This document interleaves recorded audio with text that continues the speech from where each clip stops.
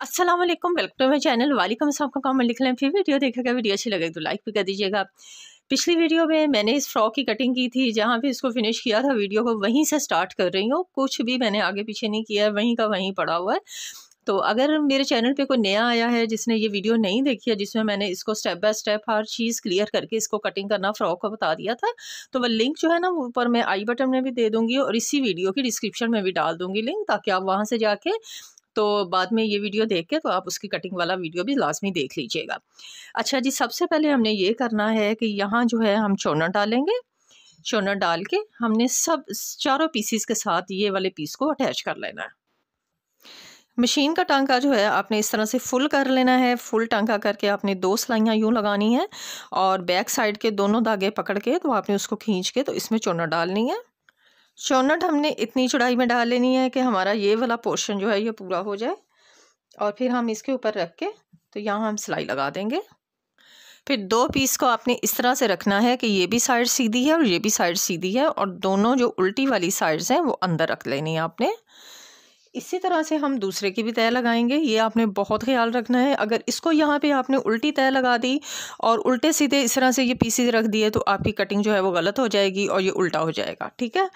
अब ये आपने ख्याल रखना है कि दोनों उल्टी वाली साइड्स आपने अंदर फिक्स करनी है और दोनों सीधी वाली साइड जो है, मतलब इसका जो प्रिंट है ना, इसकी जो सही साइड है वो हमने बाहर रख लेनी है। अब हमने इन दोनों को इकट्ठा रखना है इस तरह से, ठीक है जी। ये मैंने पिन लगा दी है, ये हमारे पीसेस जो है रेडी हो गए हैं। अब हम करेंगे जी सेंटर वाला पैनल। ये सेंटर के 2 पैनल है।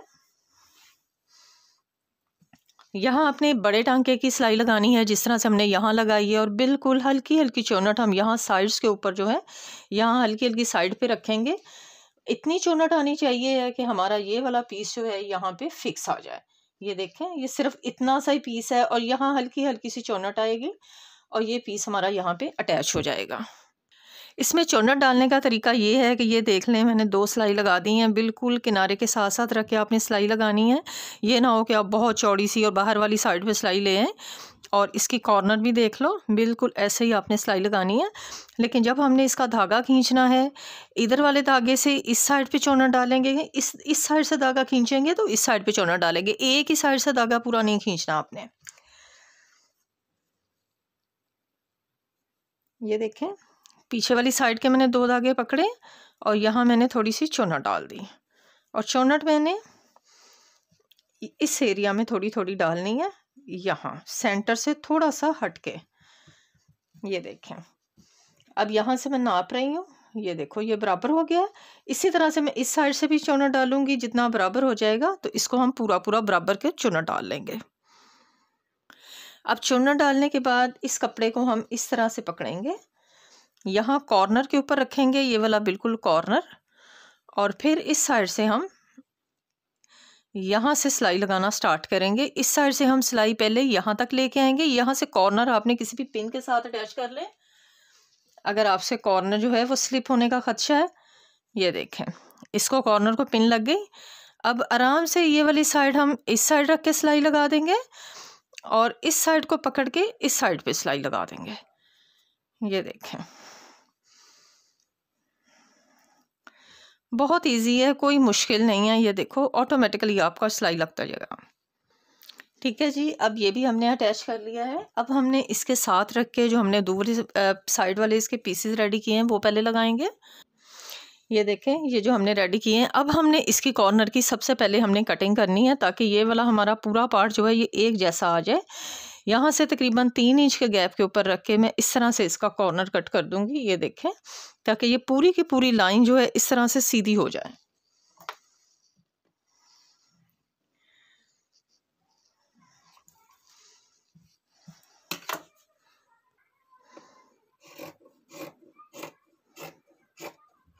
ये देखें,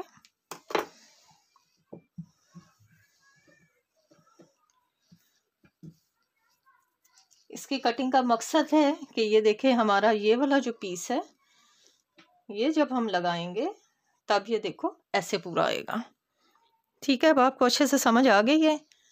अब हम इसको जो है यहाँ पे जोड़ लेंगे।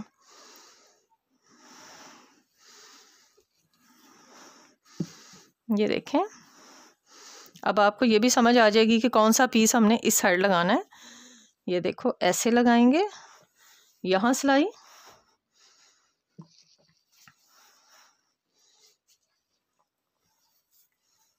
दूसरा पीस इसका इस साइड जाएगा ऐसे, और ऐसे करके यहाँ सिलाई। ठीक है, यहाँ दोनों साइड सिलाई लगा देंगे।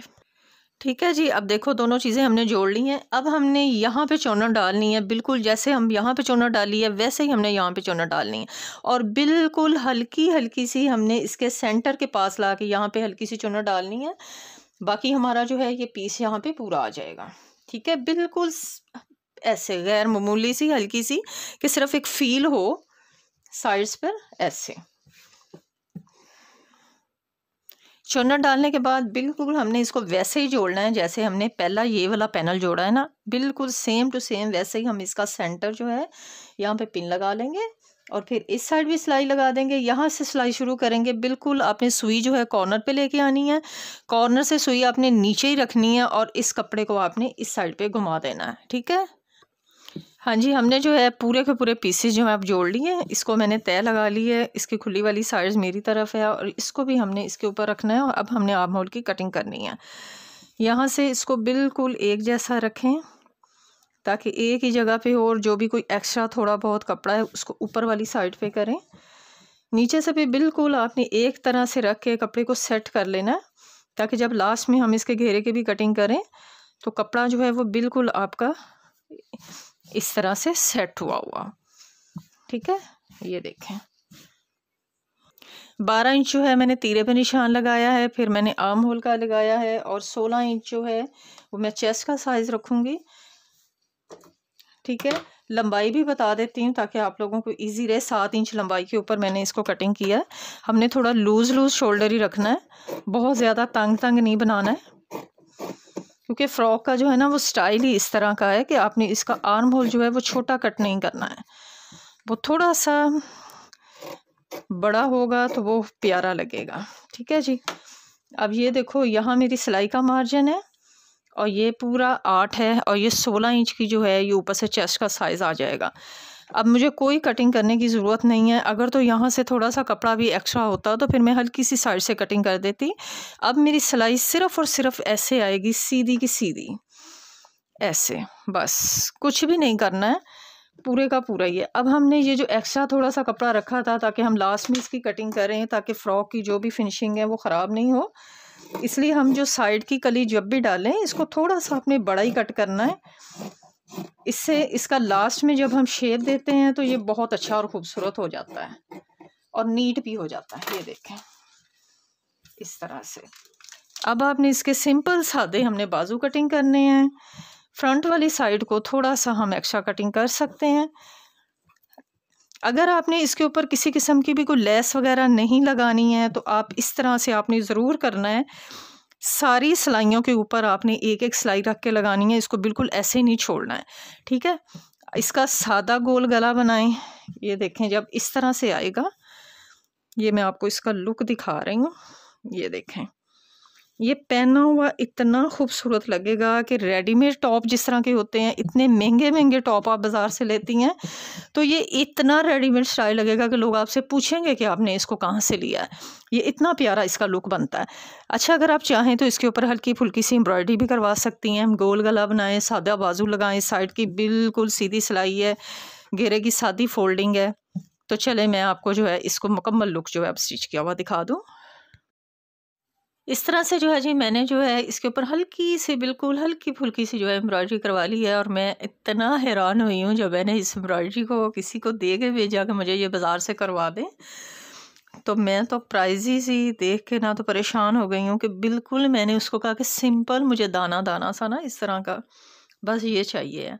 तो इसकी इतनी मैं कहती कॉस्ट आई है कि वाकई में आजकल जो महंगाई का एक जिन बाहर निकला हुआ है ना बोतल से, तो मैं तो खुद परेशान हो गई हूँ कि अभी मैंने फ्रंट और बैक दोनों पे करवाई थी, और इसका उसने मुझसे 600 लिया है, और मैंने कोई बाजू पे कुछ नहीं करवाया।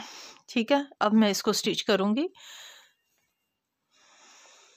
हाँ जी, स्टिच हो गया जी। मेरा सूट जो है मुकम्मल तौर पे मैंने स्टिच भी करवा लिया है और आपके साथ जो है इसका पहले वाला सारा मैंने शेयर भी कर दिया है। और इसको जो है मुकम्मल लुक भी मैं आपको दिखा देती हूँ स्टिचिंग के बाद की, इस तरह से।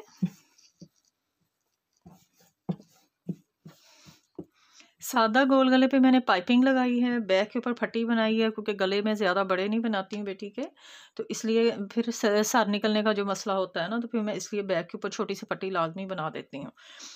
स्लीव आपने देख ली है, मैंने कल वीडियो अपलोड कर दी थी, अगर किसी ने नहीं देखी है तो इसका लिंक भी इसी वीडियो के डिस्क्रिप्शन में आपको मिल जाएगा।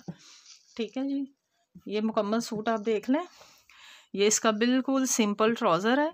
यहाँ मैंने धागा जो होता है ना जिससे सिलाई करते हैं, वाइट कलर का वही धागा था जिससे सिलाई करते हैं, वो मैंने इसका एक टसल बनाया धागे का, इसको लगा के उसके ऊपर फिर रख के मैंने 2 बटन जो है ना वो इस तरह से लगाए हैं।